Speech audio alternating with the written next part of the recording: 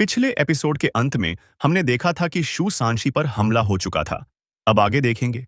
उस पल अपने आप एक सुनहरी रोशनी बाहर निकली। ऐसा लग रहा था मानो वाइल्ड लायन डुलुओ के पास कोई इनविंसिबल बैरियर हो। लेकिन टाइटल्ड डुलुओ के बीच लड़ाई में इनविंसिबल बैरियर्स ज्यादा काम नहीं आते। काले और सफेद सोर्ड लाइट्स ने उसका बैरियर लगभग तुरंत तोड़ दिया। बैरियर टूटने के बाद जो बची हुई सोर्ड लाइट थी वो सीधे वाइल्ड लायन डुलुओ पर गिरी, जिसकी सोल स्किल पहले ही बीच में रुक गई थी। वाइल्ड लायन डुलुओ दर्द से कराहा क्योंकि उसकी छाती पर एक गहरी चोट बन चुकी थी। वह सिर्फ इसलिए बच पाया क्योंकि उसके पास काफी मजबूत सोल पावर और एक इनविंसिबल बैरियर था। अगर ऐसा न होता तो वह और भी गंभीर रूप से घायल होता। इसी समय एंजल डुलुओ येगुई पहले से ही बर्जर्क मोड में थी। उसने एक और परत चमकीली सुनहरी रोशनी की छोड़ी, जो उसके शरीर से फैलकर आसपास तक फैलने लगी। ऐसा लग रहा था कि वह अपने साथियों के चारों तरफ एक विशाल गोल्डन बैरियर बना रही हो, क्योंकि जुए कुई, सुएलेंग और उनके साथ आए सोल मास्टर्स ने दूर से अपनी रेंज्ड सोल स्किल्स छोड़ी थीं, उसी समय जब वह वाइल्ड लायन डुलुओ से लड़ रही थी। भले ही ये सोल स्किल्स अलग अलग बहुत शक्तिशाली नहीं थीं, लेकिन एक साथ मिलकर उनकी शक्ति काफी बढ़ गई थी। इतने लोगों का एक साथ हमला होना फिर भी खतरनाक था। ऐसी स्थिति में ये गाई के पास डिफेंसिव मेजर्स लेने के अलावा कोई और विकल्प नहीं था। उसकी गोल्डन लाइट को छूते ही आसपास से आने वाले सभी रेंज्ड अटैक्स तुरंत ही रिफ्लेक्ट हो गए। जब गोल्डन लाइट आखिर में कमजोर हुई तो बची हुई अटैक्स भी गोल्डन बैरियर की बची खुची ताकत ने या तो डिफ्लेक्ट कर दी या रोक ली। यहां तक कि किनारे खड़े टाइटल्ड डुलुओ द्वारा छोड़े गए दो विशाल पिलर्स भी बैरियर से टकराकर धीमे हो गए। उसके बाद ही वे शू संशी की शील्ड वॉल पर लगे। एक जोरदार धमाके की आवाज आई क्योंकि शील्ड वॉल जोर से हिल गई। शू संशी दर्द से कराहा, लेकिन आखिरकार उसने उन भारी बीम्स को रोक लिया।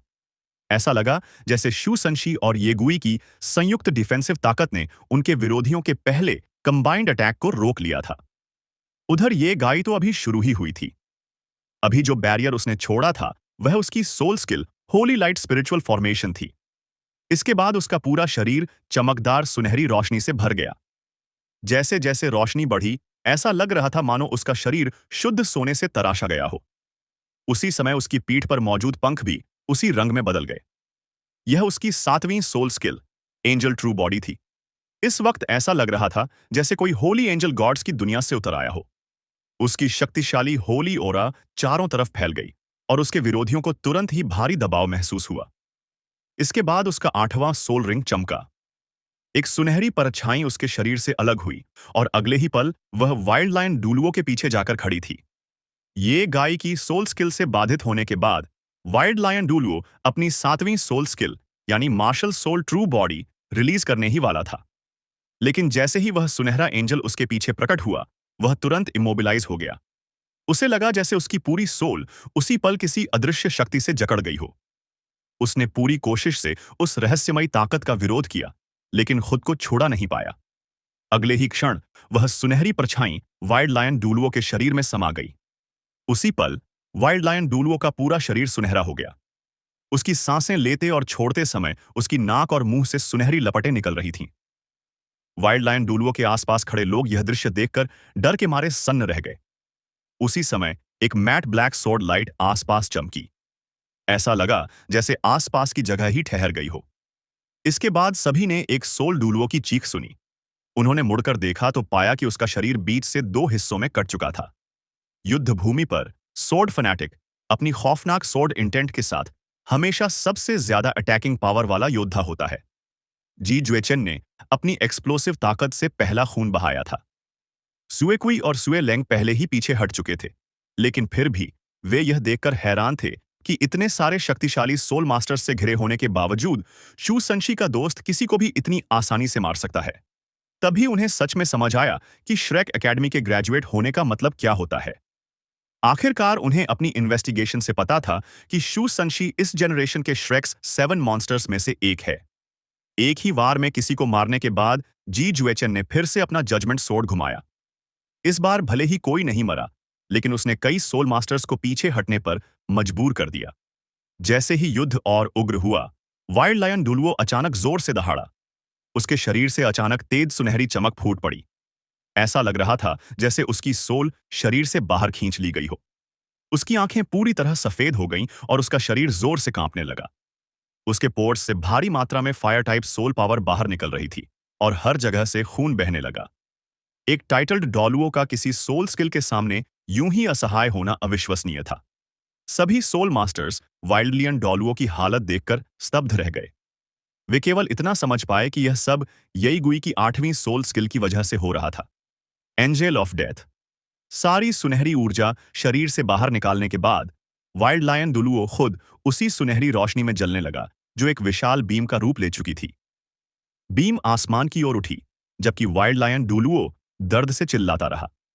चाहे कितनी भी कोशिश करे, वह उस रोशनी से बाहर निकल नहीं सका। ये गाय ने एक और होली लाइट स्पिरिचुअल फॉर्मेशन छोड़ा ताकि ज्यादातर इनकमिंग अटैक्स न्यूट्रलाइज हो जाए। इसके बाद ये ग्वाई ने फिर से एक जबरदस्त सुनहरी ऊर्जा छोड़ी। उसके मार्शल सोल ट्रू बॉडी के पंखों के पीछे एक के बाद एक गोल्डन विंग्स फैलने लगे, क्योंकि उसका 9वां सोल रिंग चमक उठा। अब जुए लेंग और जुए कुई सच में डरने लगे थे। वो बहुत खतरनाक है। सिर्फ 20 साल की उम्र में इसके पास इतनी ताकत कैसे है? ये कैसी एबिलिटी इस्तेमाल कर रही है? इसकी 8वीं सोल स्किल ही एक टाइटल्ड दुलुओ को नष्ट करने के लिए काफी थी। अगर यह 9वीं सोल स्किल छोड़ दे तो क्या होगा? ये गाय के 6 पेयर्स विंग्स अचानक दोगुने हो गए और 12 पेयर्स में बदल गए। उसकी ऑरा एक खतरनाक स्तर तक पहुंच गई। अब 7-8 रिंग्स वाले सोल मास्टर्स भी मिलकर उसकी लाइट बैरियर को चोट नहीं पहुंचा सकते थे। उसकी ताकत डाओलिंग एम्पायर के सोल मास्टर्स की सोच से कहीं आगे थी। सच कहें तो ज्वेकुई और श्वेलेंग ने शू संशी और उसके साथियों पर पूरा शोध किया हुआ था। उन्हें लगा था कि वे उनकी एबिलिटीज जानते हैं, लेकिन उन्हें यह अंदाजा तक नहीं था कि यह युवाओं का समूह, जिनमें सबसे बड़ा 30 साल से ऊपर नहीं था, इतना शक्तिशाली होगा। वे सबसे ज्यादा हैरान ये गाय को देखकर थे, क्योंकि उन्हें पता ही नहीं था कि वह टाइटल्ड डुलुओ है, वो भी इतनी शक्तिशाली। और अब जब उसके पास 12 विंग्स थे, इसका मतलब क्या था? इसका मतलब था कि वह अब आर्कएंजल बन चुकी थी। वह अब सामान्य इंसान नहीं रही, बल्कि गॉड लाइक पावर्स हासिल कर चुकी थी। इसीलिए ये गाय की 9वीं सोल स्किल का नाम था आर्कएंजल्स डिसेंट, जिसे गॉड ऑफ एंजल्स भी कहते हैं। उसके शरीर से एक पागलपन भरी मात्रा में गोल्डन लाइट फूटी। वह इस सोल स्किल को सिर्फ 10 सेकंड तक ही बनाए रख सकती थी, लेकिन इन 10 सेकंड में उसकी शक्ति लगभग अल्टीमेट डूलो के बराबर हो सकती थी। जब वह ट्रांसेंडेंट डूलो बनेगी, तब इसका समय 30 सेकंड तक बढ़ जाएगा। भले ही 10 सेकंड बहुत ज्यादा न लगें, लेकिन इतने समय में भी वह कई लोगों को खत्म कर सकती थी। जैसे ही होली सोर्ड आर्कएंजल के हाथ में प्रकट हुई, ये ग्वाई ने तलवार आगे घुमाई और होली लाइट की लहरें चारों तरफ फैलने लगीं। किनारे खड़े 2 टाइटल्ड डूलियो, जो अपने पोल्स पकड़े थे, सबसे ज्यादा प्रभावित हुए। वे सिर्फ अपनी मार्शल सोल ट्रू बॉडीज को पोल्स में मिलाकर अपनी जान बचाने की कोशिश कर सकते थे, ताकि होली सोर्ड की शक्ति का सामना कर सकें। होली लाइट खत्म होने पर उनकी पोल्स का सिर्फ आधा हिस्सा बचा था। बाकी आधा पूरी तरह नष्ट हो चुका था। 6 से अधिक सोल मास्टर्स पूरी तरह होली लाइट द्वारा प्यूरिफाइड होकर गायब हो गए। पीछे खड़ा टाइटल्ड दुलुओ भी होली सोर्ड की भयंकर रोशनी से दूर जा गिरा। उन्हें अंदाजा भी नहीं था कि एक व्यक्ति की एक्सप्लोसिव अटैक इतनी भयानक हो सकती है। अब भागो! एक सुसांशी चिल्लाया। उसी पल एक सुनहरी चमक आई और उसने पोजीशंस स्वैप कर दी।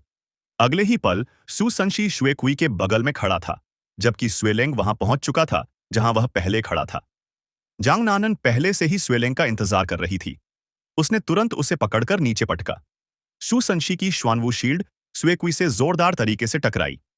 भले ही श्वेकुई समय रहते अपनी सोल पावर बढ़ा पाया, फिर भी वह दूर जा गिरा। Mysterious underworld. क्वेक की वजह से उसका पूरा शरीर सुन्न हो गया था। सुसंशी ने एक जोरदार हुंकार भरी और अपनी गोल्डन टॉर्टस की शक्ति जारी की। उसने श्वानवू शील्ड जमीन पर पटका, जिससे श्वानवूस डोमेन में काले काले झटके लहरों की तरह फैलने लगे। जितने भी बचे हुए सोल मास्टर्स उस डोमेन में थे, वे तेजी से हिलती जमीन पर गिरने लगे। फिर से जी जुएचन की जजमेंट सोर्ड से काले और सफेद रंग की रोशनी निकली और 3 सोल मास्टर्स और उसके वार का शिकार हो गए। इसके बाद वह सबसे आगे दौड़ता हुआ बाहर निकलने लगा। एक विशाल सॉफ्ट टेंडन पाइथन जियांग नानन के शरीर से अलग होकर शुई लेंग के चारों तरफ लिपट गया। उसने शुई लेंग को पकड़कर ऊंचा उठा लिया ताकि बाकी लोग आगे ना आ सकें। फिर वह पीछे के रास्ते से बाहर निकल गई। उसी समय नान क्यू का 8वां सोल रिंग चमका। उसकी रूज ड्रैगन की एक विशाल छवि उसके पीछे उभरी। रूज ड्रैगन ने मुंह खोला और कई पिंक लाइट बॉल्स छोड़े, जो हवा में फटती चली गईं, ताकि कोई उनका पीछा न कर सके। रूज ड्रैगन अनाहिलेशन, मार्शल सोल की 8वीं सोल स्किल, अनाहिलेशन टेम्पेस्ट। अनाहिलेशन की यह ताकत पीछे से आने वाले सभी सोल स्किल्स को रोक रही थी। एक सोल सेज जो उनकी तरफ दौड़ रहा था, वह सीधे अनाहिलेशन टेम्पेस्ट में घुसा और पल भर में गायब हो गया। स्वे लिंकसुन बेवकूफ नहीं थी। उसे पता था ऐसी मौके बार बार नहीं मिलते, इसलिए वह जी जुएचन के पीछे भाग निकली। ये गुई ने एक बार फिर होली सोर्ड को क्षैतिज रूप से घुमाया और होली लाइट स्पिरिचुअल फॉर्मेशन चारों तरफ फैल गई। गॉड ऑफ एंजल्स खत्म हो चुका था, लेकिन ये गाय की अंतिम होली लाइट स्पिरिचुअल फॉर्मेशन भी इतनी शक्तिशाली थी कि उसके फैलते ही बाकी बचे टाइटल्ड डुलू और सोल मास्टर्स दूर जा गिरे। नैन च्यूक्यू तुरंत ही ये गुई के नीचे आ गई, क्योंकि ये गुई आसमान से गिर रही थी। उसकी पीठ के पीछे मौजूद 12 जोड़ी पंख एकदम गायब हो चुके थे और वह सीधा नैन च्यूक्यू की पीठ पर आ गिरी। इस समय उसका चेहरा बेहद ज्यादा फीका पड़ चुका था। आखिरकार वह कुछ ही समय पहले टाइटल्ड डुलुओ बनी थी और उसकी ताकतें अभी पूरी तरह स्थिर नहीं हुई थीं। इसके ऊपर गॉड ऑफ एंजल्स एक बहुत ज्यादा मांग वाला सोल स्किल था, इसलिए इतनी शक्तिशाली अटैक्स को सहारा देने के लिए उसने बहुत ही ज्यादा सोल पावर खर्च कर दी थी। इस सोल स्किल को इस्तेमाल करने के बाद वह थोड़े समय के लिए बिल्कुल खाली हो गई थी, लेकिन उसने अपनी विस्फोटक ताकत से सबके लिए रास्ता साफ कर दिया था। जैसे ही नान क्यूक्यू ने ये गुई को अपनी पीठ पर ठीक से जमा दिया, अचानक पीछे एक काली परछाई उभरी। वह व्यक्ति एक गहरे बैंगनी रंग का डैगर पकड़े हुए था और उसने सीधा ये गुई की पीठ में उसे घोंपने की कोशिश की। अब तक उनके दुश्मन इस बात पर सहमत हो चुके थे कि ये गुई, जो मैजिकल एंजल मार्शल सोल रखती थी, वही सबसे बड़ा खतरा थी। उसी की वजह से वे एक्सुसांशी और उसके दोस्तों पर बढ़त नहीं बना पा रहे थे, इसलिए उस एसासिन ने सबसे पहले उसे खत्म करने का फैसला किया था। असल में यह एसासिन, जो खुद भी टाइटल्ड डुलुओ था, काफी देर से छुपा हुआ था। अभी उसे लगा कि मौका मिल गया है, तो वह तुरंत बाहर आ गया। लेकिन जैसे ही वह ये गुई को चाकू से मारने वाला था, एक दूसरा शरीर अचानक उसके और ये गुई के बीच आ गया। इस शरीर से तेज सुनहरी रोशनी फूटी, जिसने उसकी वार को रोक दिया। ये गुई को बचाने वाली व्यक्ति जांग नानन थी। उसने अपना चौथा soul skill invincible golden body इस्तेमाल किया था। जब वह टाइटल्ड डुलुओ एक पल के लिए ठिठक गया, तभी उसके सामने एक विशाल गुलाबी हाथ उभर आया। यह हैंड ऑफ एनाहिलेशन था। नान च्यूक्यू उसके किए पर पूरी तरह गुस्से में थी और उसने तुरंत उस पर हमला कर दिया। इसके बाद जांग ननन का सॉफ्ट टेंडन पाइथन भी हैंड ऑफ एनाहिलेशन के तुरंत बाद उसकी ओर छोड़ा गया। वह पाइथन जांग ननन के सभी सोल स्किल्स इस्तेमाल कर सकता था और यही उसे इतनी ताकतवर बनाता था। सच कहें तो जांग नानन की स्पिरिट उन सब में सबसे ज्यादा उपयोगी थी। सॉफ्ट टेंडन पाइथन ने अपने विशाल शरीर को घुमाकर असैसिन को पीछे धकेल दिया।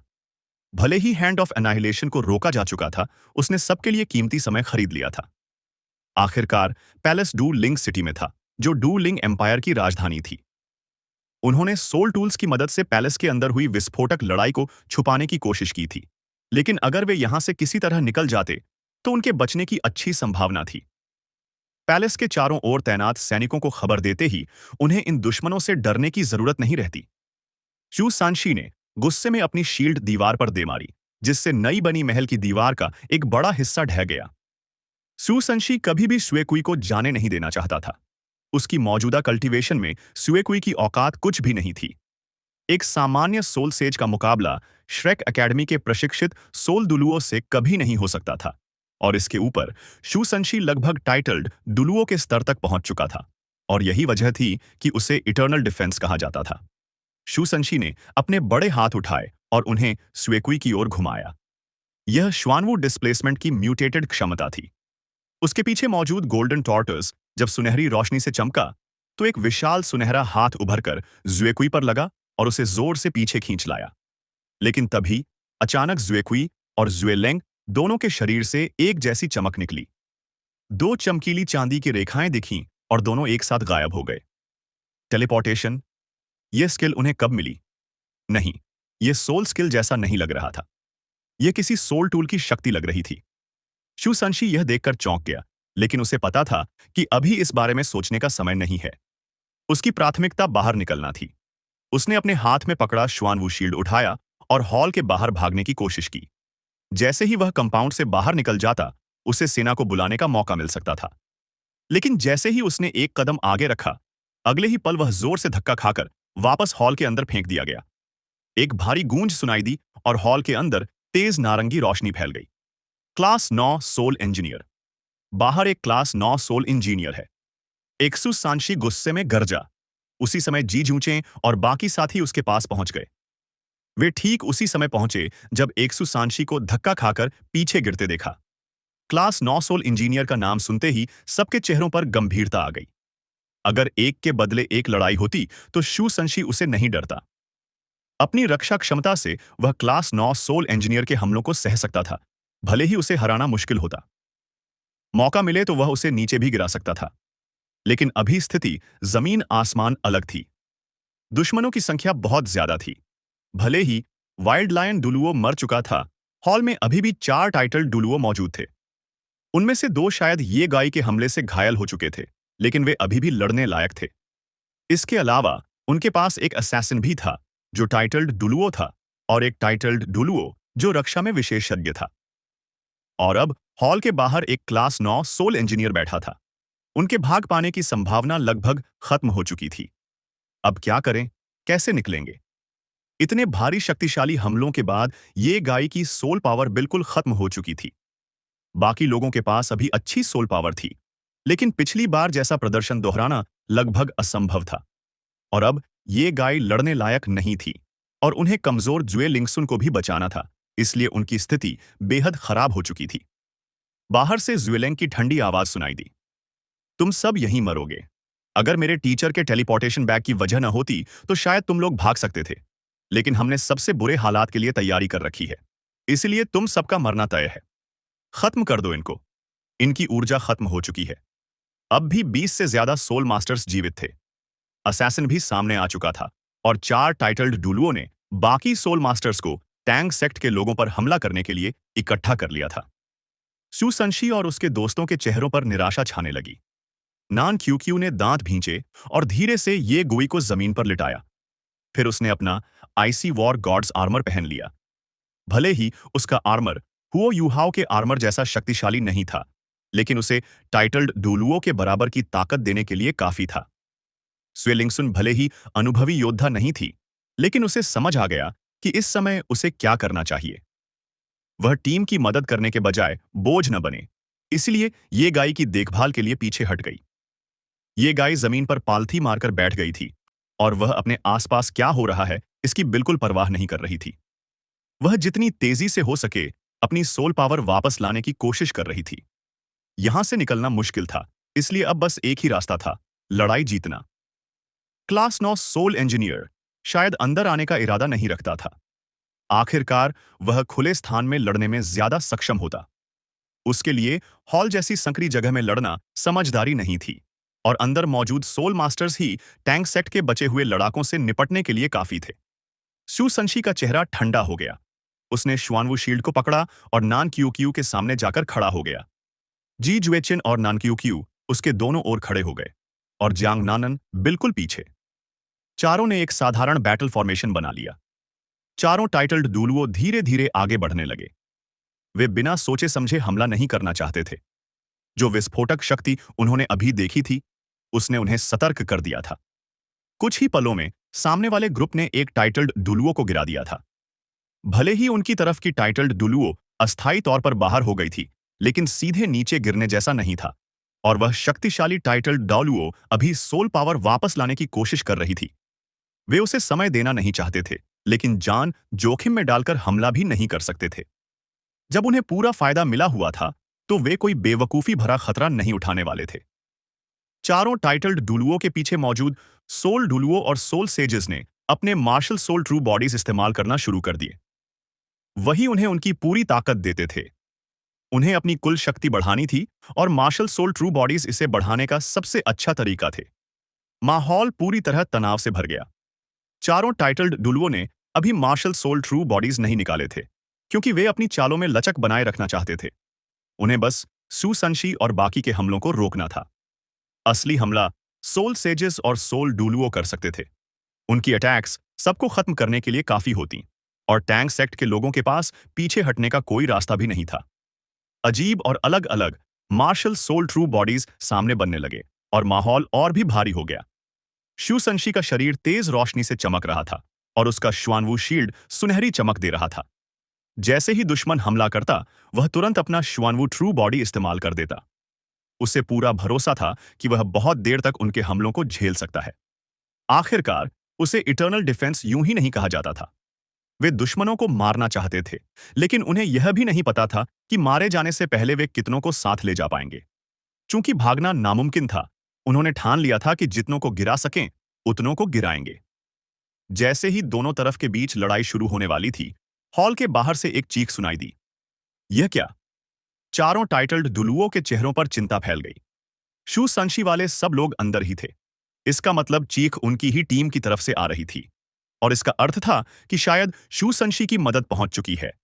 ऐसी स्थिति में कोई भी अपनी ताकत रोकने की गलती नहीं कर सकता था। चारों टाइटल डुलुओ एक साथ युद्ध नाद करते हुए शू संशी की ओर झपट पड़े। उनके पीछे मौजूद सोल सेजेस और सोल डुलुओं ने भी अपनी पूरी शक्ति से सोल स्किल्स छोड़ दिए। उस क्षण हर दिशा से हमले शू संशी की ओर बढ़े। आखिरकार शू संशी ही अकेला ऐसा था जिसकी रक्षा क्षमता सम्मानजनक थी। बाकी लोगों की आक्रामक शक्ति चाहे जितनी हो, रक्षा में वे शू संशी की बराबरी नहीं कर सकते थे। जैसे ही शू संशी गिरता, बाकी को मारना बहुत आसान हो जाता। चारों टाइटल्ड दुलुओं को उम्मीद थी कि शू संशी अभी घबरा जाएगा, लेकिन उनकी हैरानी की हद नहीं रही जब इस मौके पर शू संशी मुस्कुराया। उनकी रीढ़ में ठंडक उतर गई, क्योंकि वो मुस्कान बेहद डरावनी थी। शू संशी अचानक मुड़ा और उन लोगों की तरफ अपनी पीठ कर ली। उसने अपने हाथ में स्वानवू शील्ड को हवा में घुमाया और उसका चौथा सोल रिंग चमक उठा। यह शू सांशी के सबसे शक्तिशाली स्किल्स में से एक था, श्वानवू डिस्प्लेसमेंट। एक तेज चमक के साथ ही शू सांशी उनकी आंखों के सामने से गायब हो गया। सुए कुई और सुए लेंग के आदेश मानने वाले सभी सोल मास्टर्स स्तब्ध थे। क्या वह सच में ऐसे ही गायब हो गया? उन्हें समझ नहीं आया कि वह कैसे निकला, लेकिन वह इतना जरूर जानते थे कि टैंग सेक्ट के साथी और उसकी मां उस जबरदस्त हमले की लहर में मर ही जाएंगे। क्या वह उन्हें ऐसे ही छोड़कर भाग गया? लेकिन अगले ही पल उन्हें यह शक भी खत्म करना पड़ा, क्योंकि जैसे ही शू संशी गायब हुआ, उसी जगह पर एक और शख्स अचानक प्रकट हो गया। उसके आते ही वहां से एक अजेय शक्ति वाली रोशनी फूट पड़ी। चारों तरफ की हवा अचानक बेहद ठंडी हो गई और पूरे हॉल का तापमान एक झटके में गिर गया। उस व्यक्ति के शरीर से अनगिनत बर्फ की नुकीली धारें निकलकर स्वेकुई और स्वेलेंग की तरफ चली गईं। ये आइसिकल्स कम से कम 3 मीटर लंबी थीं और सामने आने वाले हर सोल स्किल को भेदती हुई आगे बढ़ रही थीं। चारों टाइटल्ड डुलुओं को भी मजबूरन अपने सोल स्किल्स का उपयोग करना पड़ा, ताकि वे उन बर्फ की धारों से खुद को बचा सकें। सफेद लंबा चोगा पहने वह व्यक्ति सिर्फ एक सोल स्किल से उन सभी हमलों को रोक रहा था और शू संशी की जगह पर खड़ा था। 3 मीटर लंबी ये बर्फ की धारें इतनी शक्तिशाली थीं कि सोल सेजेस और सोल डुलुओ उन्हें रोक ही नहीं पाए। इनमें इतनी ऊर्जा थी कि चारों टाइटल डुलुओ भी उनकी टक्कर से पीछे धकेल दिए गए। स्पिरिचुअल ब्लास्ट, सफेद वस्त्रों में युवक ने धीमी आवाज में कहा। इसके साथ ही आसपास की हवा धुंधली और अजीब होने लगी। सभी सोल मास्टर्स को लगा जैसे किसी विशाल हथौड़े ने उनके सिर पर वार कर दिया हो। उनके शरीर भारी कंपकंपी के साथ कांपने लगे और दर्द की कराहें गूंज उठीं। जिन सोल मास्टर्स ने टूटे हुए स्किल्स के बाद नए सोल स्किल्स छोड़ने की कोशिश की थी, वे भी अचानक बाधित हो गए। सोल सेजेस सबसे ज्यादा प्रभावित हुए और तुरंत अपनी मार्शल सोल ट्रू बॉडीज से बाहर आकर लड़खड़ाते हुए पीछे हट गए। उनके मुंह और नाक से खून निकल पड़ा। यह साफ था कि उन्हें गहरी चोट लगी थी। मैस एनफीबलमेंट। सफेद रोशनी का एक घेरा फैलकर स्वेलेंग, स्वेकुई और बाकी सभी को घेरने लगा। सभी पर डरावनी थकान हावी होने लगी, जैसे उनकी ऊर्जा को खींचा जा रहा हो। ऐसा लग रहा था कि सफेद कपड़ों वाला युवक अपने हर स्किल की घोषणा करना चाहता है, क्योंकि उसने फिर कहा, स्पिरिचुअल कंफ्यूजन। चारों टाइटल डुलुओं के शरीर पर एक साथ 4 भंवर दिखाई दिए। उनका अचानक प्रकट होना उन सबको चौंका गया। युवक ने अपना दाहिना हाथ उठाया और उसकी हथेली में गहरी नीली रोशनी चमकी। उस रोशनी में एक लंबी नीली तलवार उभर आई। फिर उसने तलवार घुमाई और चारों टाइटल डुलुओ बर्फ की मूर्तियों में बदल गए। वह वार इतना शक्तिशाली था कि बर्फ की मूर्तियां बनते ही पीछे उछल गईं। 4 टाइटल्ड दुलुओं को एक ही वार में गिराने के लिए उस प्रहार की ताकत कितनी ज्यादा होगी। लेकिन यह अंत नहीं था। ब्लिजर्ड। हवा में अचानक अनगिनत बर्फ के फाहे बनने लगे और फिर एक भयंकर तूफान की तरह सोल मास्टर्स की तरफ बढ़ गए। युवक के सामने का तापमान अचानक -200 डिग्री सेल्सियस से नीचे चला गया, लेकिन उसके पीछे खड़े लोगों के लिए तापमान अभी भी गर्म और आरामदायक था। मास एनफीबलमेंट और स्पिरिचुअल ब्लास्ट के बाद सोल सेजेस और सोल डूलुओ, जो हमेशा अपनी जीत पर भरोसा करते थे, अब सिर्फ एक साथ सिमटकर अपनी जमी हुई खून की धाराओं को गर्म रखने की कोशिश कर रहे थे। वे अपनी सोल पावर को इकट्ठा करके खुद को बचाने की कोशिश कर रहे थे, पर उनकी सारी कोशिशें बेकार रहीं। उस शक्तिशाली ब्लिजर्ड के सामने उनका कोई उपाय काम नहीं आया। अंत में सभी का गिरना तय था। फर्क बस इतना था कि उनकी कल्टीवेशन के अनुसार वे कौन पहले गिरेगा। 10 सेकंड के भीतर हॉल का पूरा सामने वाला हिस्सा एक बर्फीली दुनिया में बदल गया। 1 मिनट भी नहीं लगा और सफेद कपड़ों वाले शख्स ने सभी को खत्म कर दिया। पूरा हॉल शांत हो गया। इसी समय 2 जाने पहचाने चेहरे सुए लेंग और सुए कुई को घसीटते हुए हॉल में लाए। शू संशी सुए कुई को पकड़े था और लंबे बैंगनी बालों वाली एक युवती सुए लेंग की आर्मर पकड़े हुए थी। सुए लेंग और सुए कुई दोनों ने सिर झुका रखा था। साफ था कि उन्हें किसी उम्मीद की कोई किरण नहीं बची थी। सफेद वस्त्रों वाला युवक मुड़ा, टैंक सेक्ट के लोगों की तरफ देखा और हल्की मुस्कान के साथ बोला, हाय, क्या तुम लोगों ने मुझे मिस किया? नान क्यू क्यू दौड़ कर आई और बिना झिझक उसके सीने पर मुक्का मारा। अब क्यों आए हो? युवक ने शर्माते हुए मुस्कुराया। थोड़ी सी नरमी नहीं दिखा सकती? नान क्यू क्यू ने आंखें घुमाईं। अगर नरमी चाहिए तो अपनी वुटोंग के पास जाओ। वुटोंग, मैं बहुत खुश हूं कि तुम ठीक हो। हाँ, वह सफेद कपड़ों में युवक कोई और नहीं बल्कि हुओ युहाओ था, और शू संशी के साथ हॉल में प्रवेश करने वाली युवती स्वाभाविक रूप से टंग वुटोंग थी। शू संशी इसलिए मुस्कुराया था क्योंकि उसने अभी अभी हुओ युहाओ की स्पिरिचुअल डिटेक्शन शेयरिंग को महसूस किया था। हुओ युहाओ ने उसे जगह बदलने के लिए कहा था और इसीलिए शू संशी ने श्वानवु डिस्प्लेसमेंट किया ताकि हुओ युहाओ हॉल में पहुंच सके। उसके बाद सब कुछ आसान हो गया। जो शक्तिशाली सोल मास्टर्स सबको परेशान कर रहे थे, वे हुओ युहाओ के सामने कुछ भी नहीं थे। वह उन्हें पल में गिरा सकता था। ये गुई अब ध्यान नहीं कर रही थी। वह भी जी जुएचन की तरह खड़ी होकर हुओ युहाओ को ऐसे देख रही थी जैसे वह किसी दूसरे ही दुनिया का प्राणी हो। हुओ युहाओ ने शर्मीली हंसी छोड़ी। प्लीज, ऐसे मत देखो, मैं सच में शर्मा जाऊंगा। जी जुएचन आगे बढ़ा और अपनी तेज नजरों से उसे घूरते हुए बोला, मुझे बताओ, तुमने यह कैसे किया? भले ही तुम ट्रांससेंडेंट डॉलवो बन गए हो, फिर भी यह संभव नहीं होना चाहिए था। और तुमने इतने सारे लोगों को कैसे गिरा दिया बिना किसी शक्तिशाली सोल स्किल के इस्तेमाल के? यह यकीन करने लायक नहीं है। यह शायद सबसे लंबा वाक्य था जो यह तलवार पागल व्यक्ति लंबे समय में बोला था, और वह बोलते समय हकलाने भी लगा था। हुओ युहाओ मुस्कुराया और बोला, वूटोंग, और मैंने अपनी मार्शल सोल फ्यूजन वापस पा ली है। अब भले ही हम अलग हों, हमारी मार्शल सोल फ्यूजन का प्रभाव 10 सेकंड तक बना रह सकता है। इसलिए लड़ाई के आखिरी 10 सेकंड में जो तुमने देखा वह अल्टीमेट डुलुओ के करीब पहुंचने वाली शुद्ध ताकत थी। यह ताकत और मेरा अल्टीमेट मार्शल सोल इन सबको गिराने के लिए काफी था। 1 महीने पहले, जब वह ट्रांसेंडेंट डुलुओ भी नहीं था, तब उसने अकेले ही सन मून एम्पायर की पूरी सेना को पीछे हटने पर मजबूर कर दिया था। अब तो उसकी क्षमता कहीं ज्यादा बढ़ चुकी थी। उसे अब आईसी वॉर गॉड्स आर्मर पहनने की भी जरूरत नहीं थी। इन टाइटल्ड डुलुओ का सबसे ताकतवर भी सिर्फ रैंक 92 का था। हालांकि ये लोग हुओ युहाओ की अल्टीमेट आइस से जम चुके थे, लेकिन जिंदा थे। अब उनकी जिंदगी पूरी तरह हुओ युहाओ के हाथ में थी। शू संशी ने शुएकुई को जोर से जमीन पर पटका और मुंह फेर लिया। वह इतना गुस्से में था कि उसे देखना भी नहीं चाहता था। उसके मन में शुएकुई और शुए लेंग दोनों के लिए हत्यारा इरादा पैदा हो चुका था। उसी समय शुए लिंगसुन आगे बढ़ी और शू संशी से बोली, संशी, ये कौन है? क्या ये एकेडमी का कोई सीनियर है? इतना जवान कैसे दिखता है?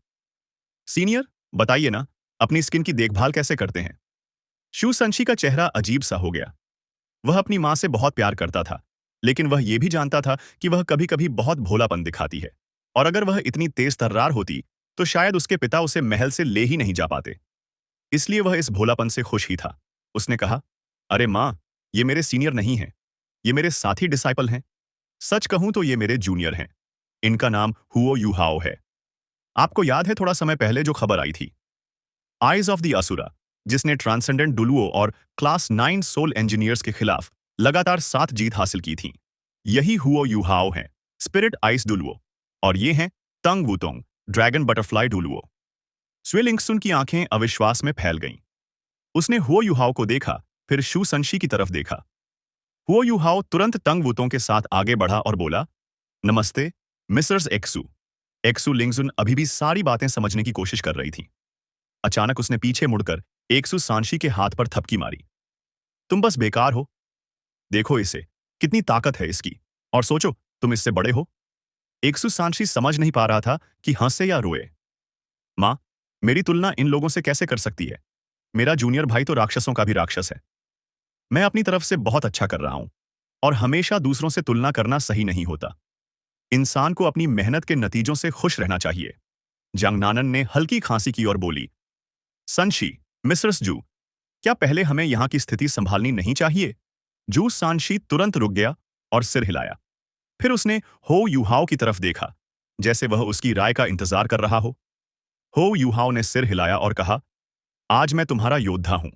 यहां मैं सिर्फ तुम्हारे आदेश मानूंगा। तुम जो कहोगे, मैं वही करूंगा। मैं इन्हें कभी भी खत्म कर सकता हूं। बस बताओ, तुम्हें क्या चाहिए? शू संशी थोड़ा चकित हुआ और फिर अपनी मां की तरफ देखा। स्वेलिंगसुन अब गंभीर हो गई।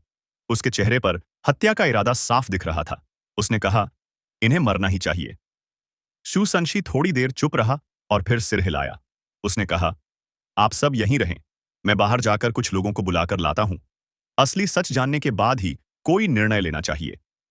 बाहर का बैरियर हुओ युहाओ पहले ही हटा चुका था, इसलिए स्वेकुई और स्वेलेंग की गद्दारी की खबर 15 मिनट के भीतर पूरे शहर में फैल गई। 1 घंटे के अंदर डाउलिंग एम्पायर के सभी जनरल्स और मिनिस्टर्स हॉल में इकट्ठा हो गए। सभी चीजें, यहां तक कि स्वेकुई और स्वेलेंग भी, वैसी ही हालत में थे जैसे लड़ाई के तुरंत बाद थे। शू संशी ने ध्यान रखा था कि कोई भी आइस स्कल्पचर्स को न हिलाए और न ही उन दोनों को बाहर जाने दे। अब तक स्वेलेंग और स्वेकुई ने बचने की पूरी उम्मीद छोड़ दी थी। इतने शक्तिशाली सोल मास्टर्स के बीच से उन्हें निकलने का कोई रास्ता नहीं था। जहां तक उस क्लास 9 सोल इंजीनियर की बात है जो बाहर छिपा था, हुओ युहाओ और तांगवुतोंग ने अपनी मार्शल सोल फ्यूजन की नई ताकत उसी पर आजमाई। दोनों ने मिलकर हेवनली एम्परर्स हैमर का एक वार किया। जैसा कि सोचा जा सकता था, वह इतनी जबरदस्त मार से बच नहीं सका, भले ही उसके पास कई डिफेंसिव सोल टूल्स थे। तो चलिए इस वीडियो को यहीं समाप्त करते हैं। अगर वीडियो अच्छी लगी हो तो लाइक जरूर करें, अपने विचार कमेंट में लिखें, और आने वाले नए एपिसोड के लिए चैनल को जरूर सब्सक्राइब करें। अगले वीडियो में फिर मुलाकात होगी। धन्यवाद।